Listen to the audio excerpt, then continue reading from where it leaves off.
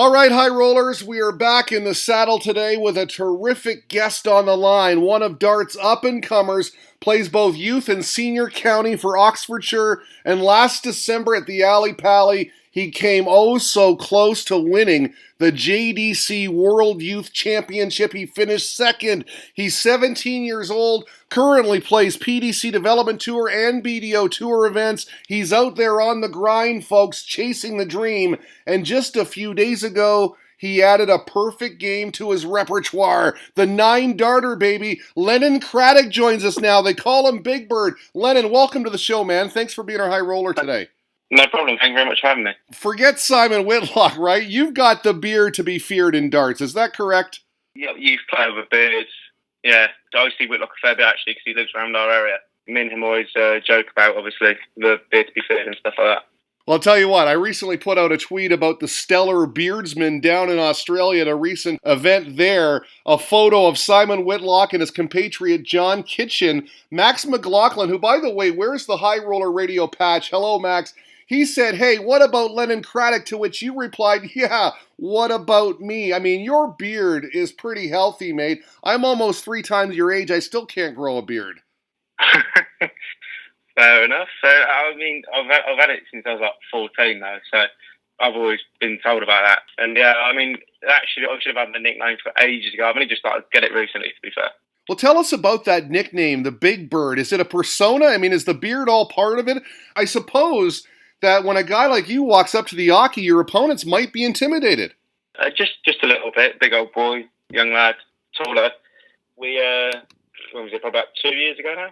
Obviously, my hair's quite, I leave my hair quite big, and it's almost like an afro. And it's one night, one of my mates said to me, oh, you look like a Big Bird, and it's just stuck ever since, really. And I've kind of like branded myself as that now, if you know what I mean. And the beards, I've obviously had all this time.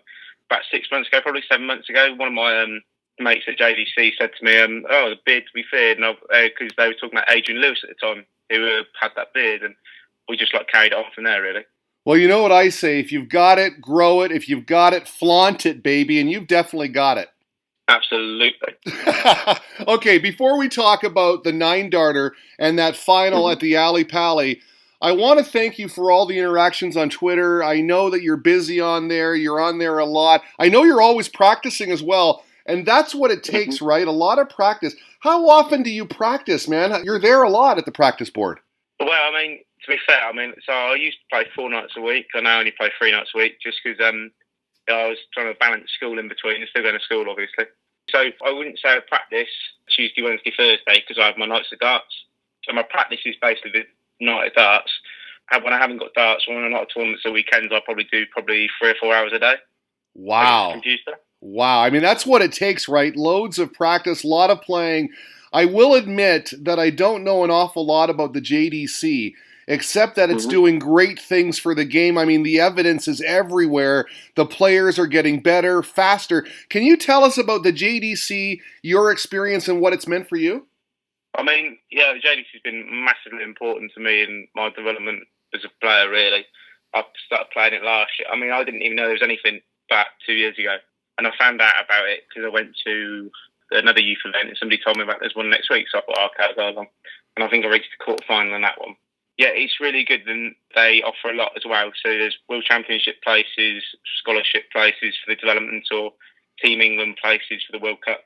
Last year I played, I think I finished 5th on the Order of Merit, and I got a PDPA scholarship for this year, which I've been using for development tour. Yeah, 100% though, what you said about the standard's increased massively from last year to this year. This year, I've struggled a fair bit. Last year, you could turn up and probably get to the quarters, averaging 65, 70, not playing your best game. Now you've got to be average to win one of them. You've got to be averaging between the 85 to 100 mark. It's really amazing. I think a lot of people would be surprised if they attended a JDC event and just saw the caliber. Yeah, 100%. I mean, for example, you've got the likes of Leighton now. We all know who Leighton is. And there's a couple of other players. For example, Nathan Kerr, Harry Gregory, Conor Arbery, Brad Phillips, Keelan Kay. And there are 8 or 9 players there who are all more than capable of winning one when they're all as good as each other. And it's just, obviously, it's all on the day at the end of it. Now, you mentioned Leighton, of course, Boom Boom Bennett, 13 years old. He's got a lot of press of late. I mean, he's turning heads everywhere. Have you played him, and what is the aura that he brings to a youth tournament to the Aki? Yeah, I've played him twice now. So I've played him once JDC event where I beat him 3-2, and I played him in Colchester last month in just the money in money out competition. I lost that one, but there's definitely 100% when he walks into a venue, regardless whether it's men's, whether it's a senior comp or a youth competition. There's not like a buzz, but it's what they used to have with snooker when Ronnie O'Sullivan walk in. They say the Ronnie factor. It's quite similar with him at events, which is incredible to think considering he's only 13 years old. But like when you're playing on another ball and he's playing, I'll put it like this: you definitely know he's playing. So what you're saying to me then, the hype is definitely real. There's a Leighton factor.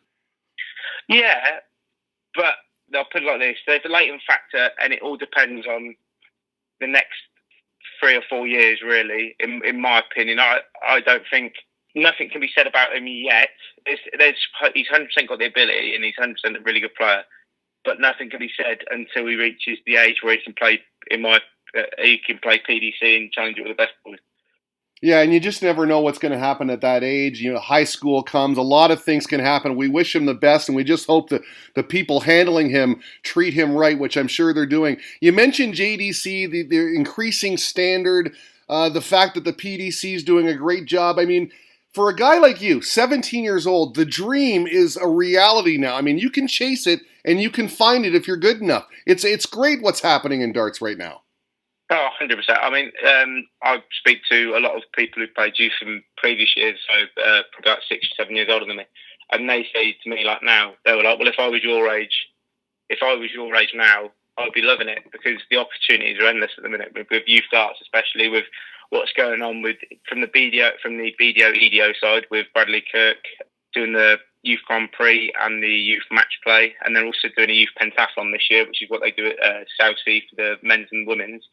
And also from the JDC side, where you've got Darren Barson running the JDC competition. I mean, they've got the World Championships this year in Gibraltar, which is in a couple of weeks' time, which I'm going to be hopefully attending as well, just to watch that support, because I'll be 18 Thursday before it all kicks off. So yeah, I'm going to hopefully go to watch and watching that. And also with the PDC, we're doing the development tour, which is 16 to 23. It's really good for youth players now to get into the game, and it's good.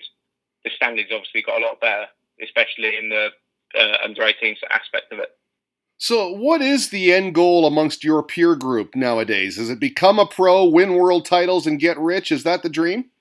I think the dream for most people is obviously get rich, but I think the thing would be important for me is just to win titles. If you want a PDC title nowadays, I think you'll get the amount of respect you'll get from your peers, and the amount of respect you'll get from anybody is huge. I mean, even if you were to win a BDO Open title, the amount of respect you get. I mean, the end goal obviously is for me and a couple of other people this year. I mean, I'm hopefully attending Q School in January to try and get a tour card, and if I can obviously do that, I mean, opportunities are endless there. Yeah, you take it baby steps, one thing at a time. We wish you luck at Q School, by the way. I know it's a tough grind there, but wow, if you can get that card, that is amazing. We're on the line with Lennon Cradock at Cradock_Lennon on Twitter. He's a great follow. Okay, December 2018, the Alexandra Palace. This was a big time for you, the big stage, the big crowd, the JDC World Youth Championship. You got all the way to the final against Jurgen van de Velde, and you were actually leading 2-1 in that match. What are your reflections on that event, that final, that championship a year later? I guess at the time you must have been disappointed, but looking back, that's a damn good run. It's a good run. I'm obviously disappointed in losing in the final. I had a dart to go 3-1 up at Bullseye, and that still haunts me to this day. But no, at the end of the day, I was happy to do it. I mean, there's not a lot of people of my age who can say they've played on the Ali Pali stage. And really, I mean, I went into that weekend not really expecting anything. I thought to myself, I'll get out of the group stage, because there it was group stage. You get out of the group stage, top your group. Well, I didn't top the group, I think finished. That's what I'm doing. I might have topped my group. Or I either topped my group or finished second, obviously. And then the draw got done, and I see the draw, and I thought, sometimes you look at the draw and you think, oh, I should get to this round, whatever. and I thought, oh, I really should get to the semi-finals here. And I managed to get through to the semi-finals, and then I played Killian Heflin, who's who's a very good dart player. He got to the 2018 BDOU final, and he in that one, who did he lose to in that one? He lost to Justin Van der Houwen in that one. And I thought, well, I've got to play my best game now because he's a very good player. And me and him had, admittedly, he probably says, well, we had a really scrappy game, a lot of doubles missed. But then the day I took out the last double to get to the final, I was really happy with that, obviously. And for me personally, a massive achievement, considering I had a really bad year on the tour. Even though I finished fifth on the all out, I only made 2 semi-finals. So I was obviously gutted. I'm gutted not to make a final or even win one of the JDC tours. But at the end of the day, I was just really happy. Obviously, get to the final, and then we had I'd come back on the Sunday, got on the train. Monday, went to school, did my maths test or whatever it was, and then I went to London about 6 o'clock in the morning to play in the final. Well, that's amazing, man. Now, Paul Hinks tweeted this out. It was a great pleasure refereeing the JDC World Final today, in which Jurgen van de Velde beat Lennon Cradock 4-2. Great standard of darts was shown by both. A job well done to both of you. What is the exposure of that final meant for you, not just from referees and players, but I'm wondering about the major darts companies as well, with guys at your age. They're always scouting young talent, aren't they? Yeah, I mean, there's a lot of different companies. You've got young groups of players. Like, for example, you've got Target with Elite One, the likes of Jared Cole, Killian, who I've mentioned, Keane. And you've got 180, who sponsor a couple of youth players, including Bo Greaves and Conor Arbery. Al Style as well, who sponsors some players. And yeah, I mean, there is obviously the big companies and the players, referees and stuff, they all know who I am now, which is a lot. It gives it a little fear factor, I guess. But I was seeing Paul this weekend actually in Germany. He was was it this weekend? Yeah, I think he was in Germany. Yeah, he was in Germany this weekend because we were in development tour for PDC, and quite a lot of people recognise me now as well, which is a nice thing as well. Yeah, that must be a great feeling. And you mentioned that fear factor. Don't underestimate that. That gives you a leg up when you get to that hockey against some opponents for sure. Now, 2019, you mentioned it there, Germany, a lot of traveling. How do you find that part of the game, the travel, the stuff outside of the hockey? I don't really mind it, to be perfectly honest. I'm used to it now. I don't drive, I don't get lifts anywhere most of the time. I'm usually busing and training it and busing and training it. And I've done that for about 2 years now, so I'm quite used to it. I'm quite happy to literally get on a train, even if I've got to change a couple of times, get on a train, watch a movie or whatever on my phone as I'm going there, and then just get ready for the day. Darts hedge at the end of the day. And the travelling, I don't mind. It's just sometimes if you lose in the early rounds, and then you've got to travel all the way back. I remember last year I did a JDC in Exeter, which is quite a long way on the train. I was about 3.5 hours on the train. I lost first round, so I was literally there for a half hour. And so it was literally, I woke up at 6 in the morning, travelled all the way there, so about 4 hours, let's say. Then lost first round, left at, I think it was 11, and got back about 3 o'clock-ish. So yeah, the travel sometimes can be annoying, obviously, if you lose in the early rounds, but obviously hope not to. But yeah, I'm now used to it, so I don't really mind it. Yeah, I was wondering the same thing a couple of weeks back, the Brisbane Darts Masters, when James Wade lost to Damon Hayden. I thought to myself, man, that's a long way to go to get beat 6-2. Yeah, it is a long way to go, but I'll be honest, when you consider what Damon's been doing recently, it's fair enough. He's been playing very well as of late, winning the whatever the BDO comp was, where he beat Scott Mitchell in the final, and then obviously won whatever the PDC one was. Can't remember exactly. But yeah, I mean, it is a long way to go. But at the end of the day, especially with the Darts Masters or whatever, with the PDC, I think they're just glorified exhibitions, and those things, they mean a little bit. They don't mean a lot. There's no prize money to be put on the Order of Merit. It's just prize money for turning up, basically. So I don't think they're that bothered by it. Plus, they get to go to Australia, which is a nice thing to do. Yeah, exactly. And that's the downside. The upside is if you win 3 matches, you make a pretty good payday. And the opportunities with the PDC these days seem to be endless. So if you work hard, you put the practice in, and you stay positive, you really got a chance at this thing. Okay, I was pleasantly surprised, man, to see a tweet from you earlier this week, Monday, I believe it was, where you said, just had a practice against at Harv 180. We had a good game. I hit my first ever 9-darter, 171, 180, 150 out, absolutely buzzing. Averages weren't bad either. Let's talk about that, man. I mean, you talk about the travel, the World Youth Final, all these little things. They're part of the experience of becoming a full-fledged darts pro. And, you know, a 9-darter is part of that as well. Quite an experience. You were buzzing, right? I mean, I was, but at the end of the day, it's just a leg of darts, and you got to carry on with the game. But no, I just suggest, but I'll be honest, when I hit it, I was going absolutely mental, because I've missed a double like 3 times in the last 2 weeks. So I've been gutted all this time, and then I said to Harvey's mum, I was like, "Does he want to practice?" He was like, "Yeah, sure."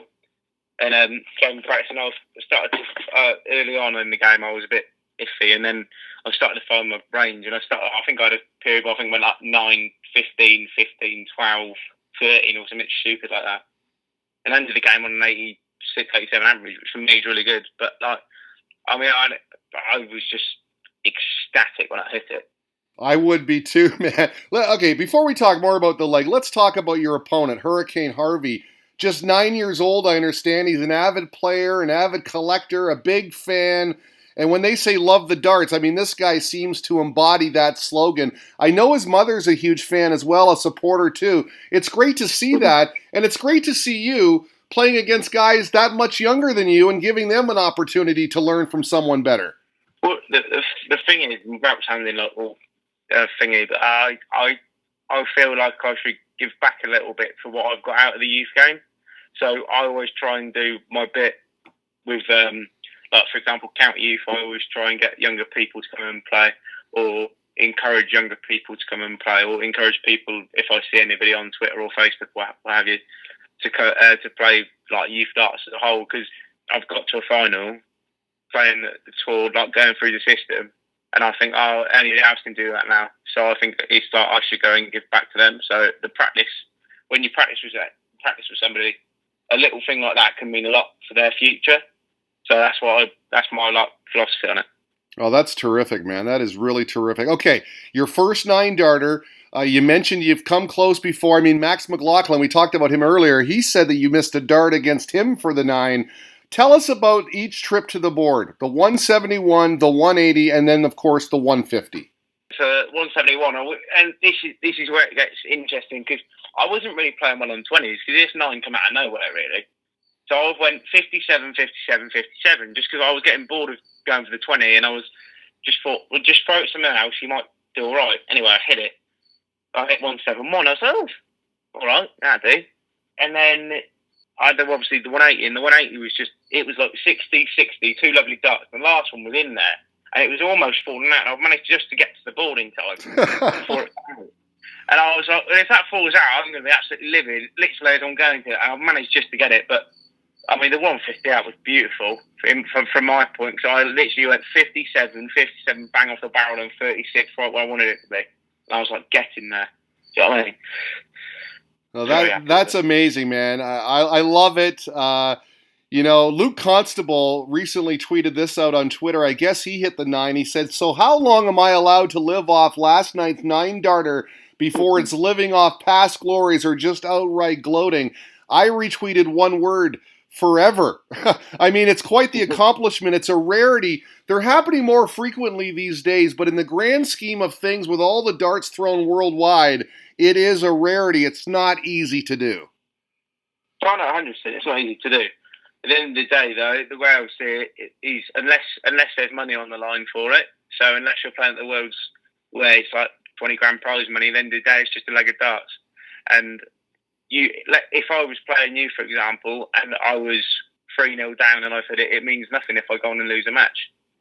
So you've got, it's ifs and buts, really. You've got to think of it as, yes, it's amazing, an accomplishment, but if you don't win the game, obviously the game will be remembered because you've lost a game with a 9-darter, not that you've won a game with a 9-darter. Right. Well, listen, man, I'm going to say congrats. 9-darter, not easy to do. Well done. I really appreciate your time today, man. Thanks for it. Lennon, Big Bird Cradock, JDC World Youth runner-up, a 9-dart hero, our high roller of the day. And please follow him on Twitter at @Cradock_Lennon. Lennon, thank you so much for your time, man. Appreciate it. No problem. Thanks for having me on.